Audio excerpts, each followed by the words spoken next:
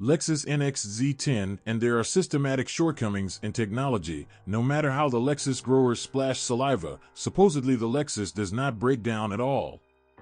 It breaks down, not as often as the Germans, but today, in order to keep up with modern trends, you have to improve the behavioral data of the car, introduce new systems, designs, and you need to do this quickly, before the competitors go into the lead.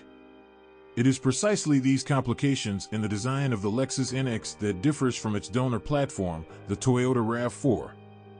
The premium should be different from the non-premium after all.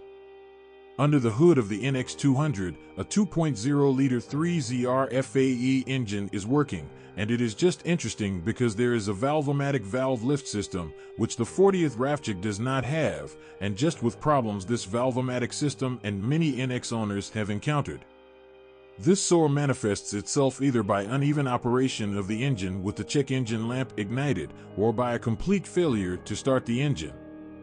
The malfunction itself lies exclusively in the electrical part, and to be brief, the system control unit is simply buggy here. Dealers do not undertake to repair and open this unit, they simply change it to a new one, but some electronic amateur radio engineers of the ECU opened and found water inside, which makes it more likely for us to assume that the death of the Brave boards died due to ordinary leaks. But there are two good news about this system. The first is that problems with the technical part of valve-o-matic are practically excluded before 200,000 kilometers, and the second is that all these glitches stopped in 2016, when the manufacturer replaced the control unit with a modified one. Well, the pump, of course.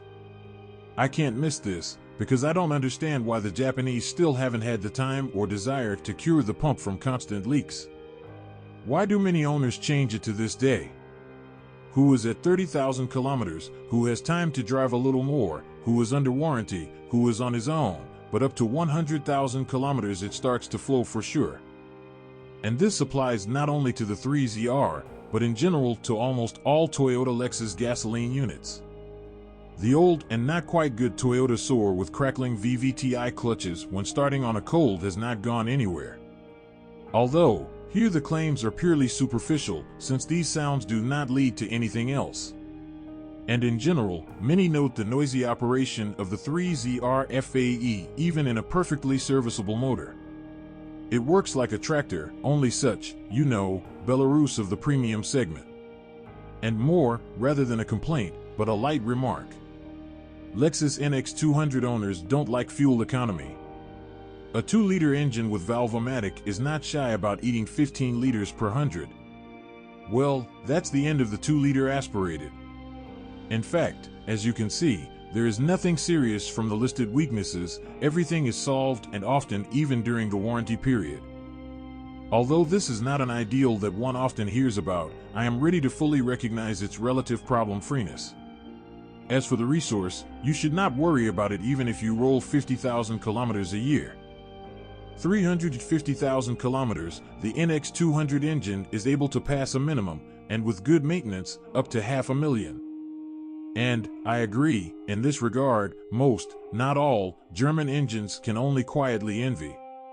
On that good note, let's move on to the CVT. As you already know, the atmospheric 2-liter NX 200 made friends with the CVT as an automatic transmission. CVT here from the company Aisin 100 series, namely K114. Aisin CVTs belong to the cast of one of the most reliable and hardy. But it was on the NX that it turned out to be a little not so smooth. On the first versions, released before February 2016, rivets fell off the torque converter of the box.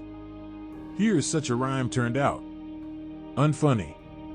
Because these very fallen rivets, getting into the system, destroy everything in their path.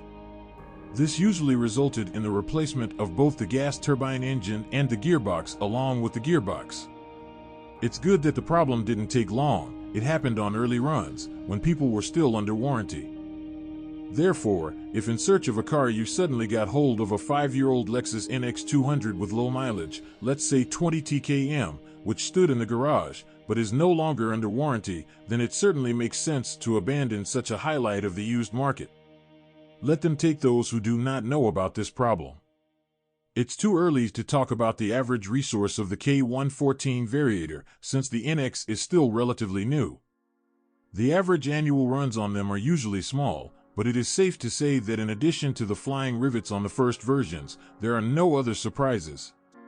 And I think that the approximate resource will be close to 250 TKM, that is, to the indicators of the K111 variator, tested on a Toyota RAV4. Since structurally it is almost the same. If we talk about the long-term perspective of this box, then it is known that it is not the belt with cones or even the oil pump that usually dies first. Cone bearings are the first to suffer.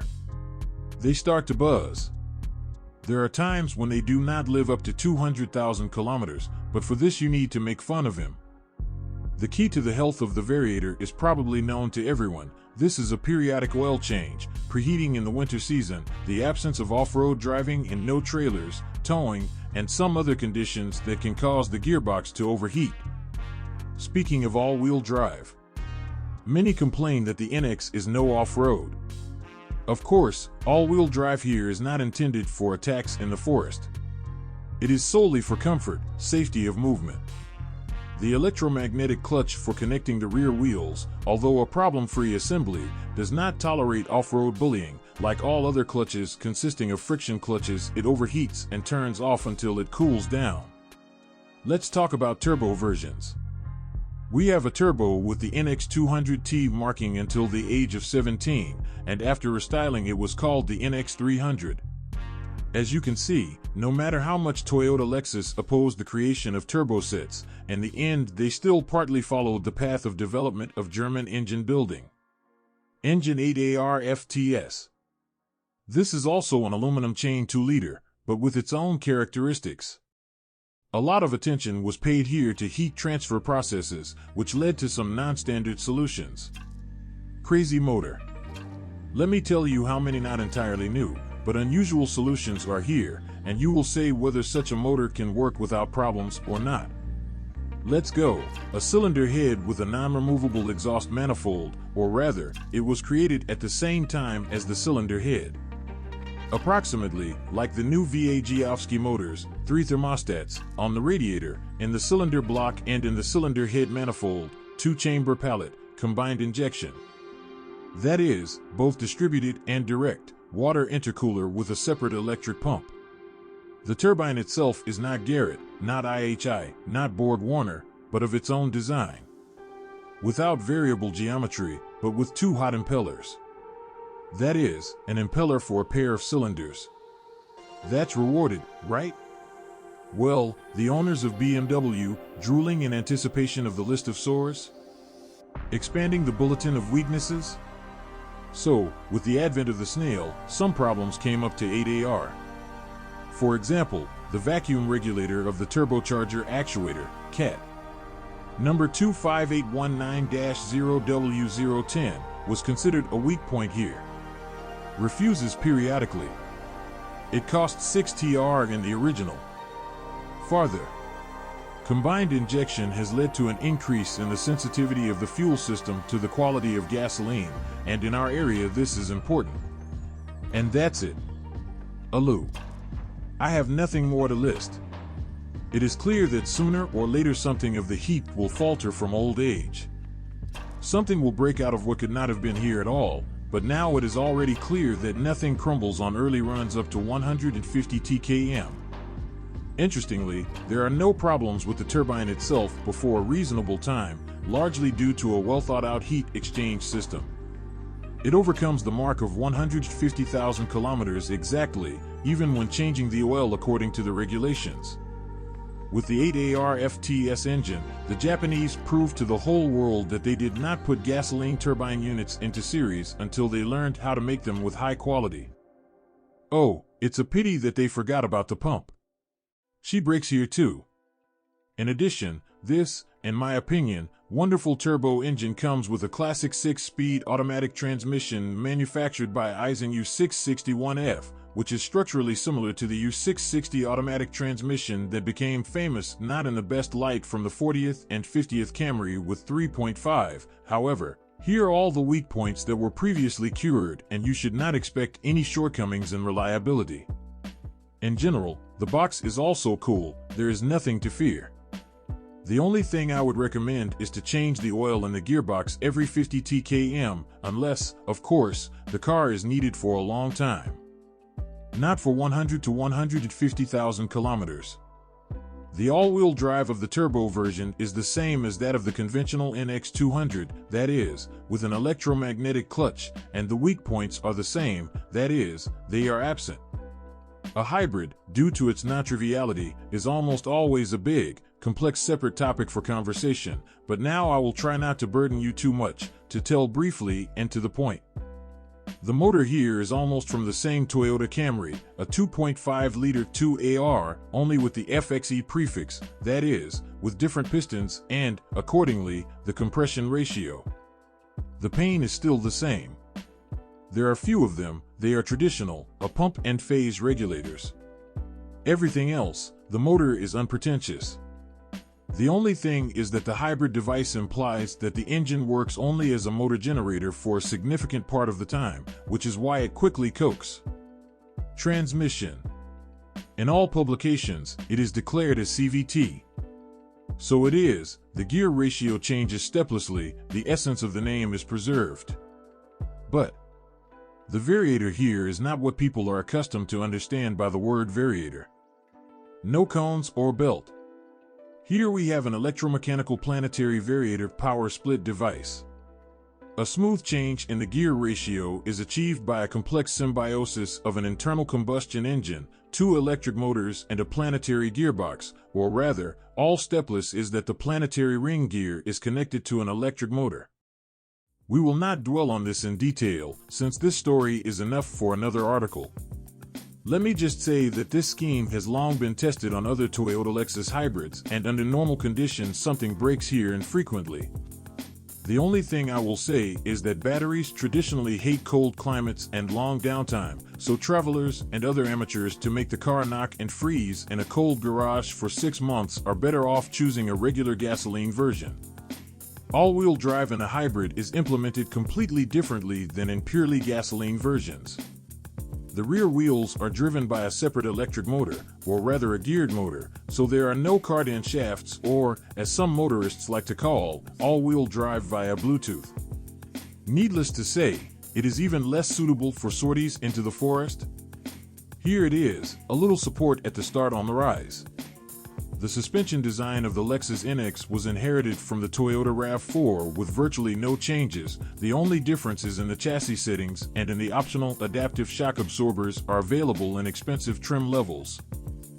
Full McPherson front, multi-link rear. The ride is super reliable.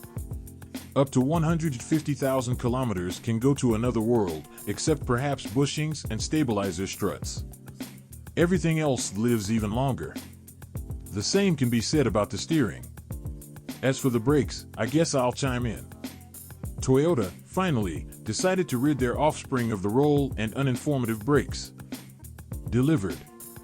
It actually got better, but brake discs now often do not live up to 60 tkm, that is, sometimes they go to another world along with the first set of pads.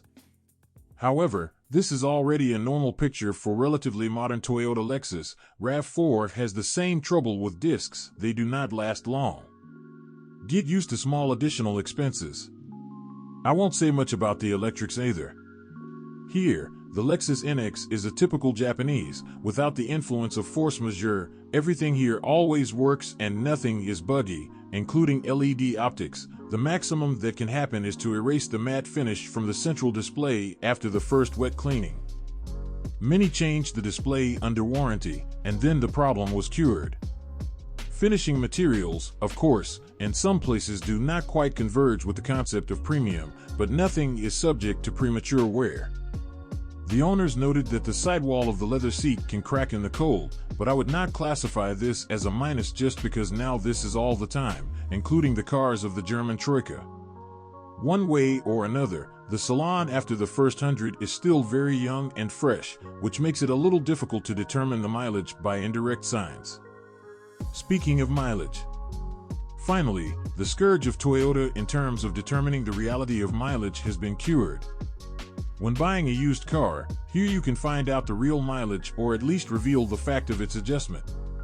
Moreover, I'll say that it's normal, that is, they still don't know how to turn the mileage without fawn. I will make a separate article on the topic of checking mileage on the latest Toyota Lexus, because there is a lot of information on this subject. For now, I'll just say that the mileage here sits in the SRS block and you won't find anything with any ordinary multi-brand scanner. You need dealer functional equipment. Body Lexus NX without serious problems, there are only little things. In addition to the complete lack of sound insulation, the owners complain about the thin hood, which is pressed through with a slight pressure, although I think that this is a necessary measure to increase the level of pedestrian safety and there is nothing to worry about in principle. Well, it pushes itself and pushes through. Don't push. The second and probably the last remark is that the chrome just sucks, peels off and starts to stain after a year of operation, which, again, is typical of many other cars. Here we come to the most important thing. Is it worth taking a used Lexus NX? This is one of those rare cases when the answer is unequivocal. Take it and do not worry about it in any technical design and configuration. If you mainly move around the city, then take the NX 200, often travel long distances, a turbo version will suit you. You don't like to fill up often and appreciate the manufacturability, the hybrid. It has simple, but also reliable electronics, which primarily distinguishes it for the better, compared to German competitors. There are few broken options on the market, and there is almost always nothing to complain about on the technical side. Lexus NX is usually chosen by lovers of a quiet, measured life, and not by those who come off to the fullest. All this means that finding a good copy on the used market is not so difficult, and selling a car in good condition is even easier. As a rule, they do not stay on sale for a long time. Be careful. Lexus NX is one of the most stolen cars. In the practice of selecting a car, we have already detected cars with broken numbers, therefore, the evaluation of forensic markings must be prioritized. Let me remind you that checking legal purity is not driving a VIN number into the traffic police database or into some services. This is a complete analysis of markings, documents, and the entire car as a whole.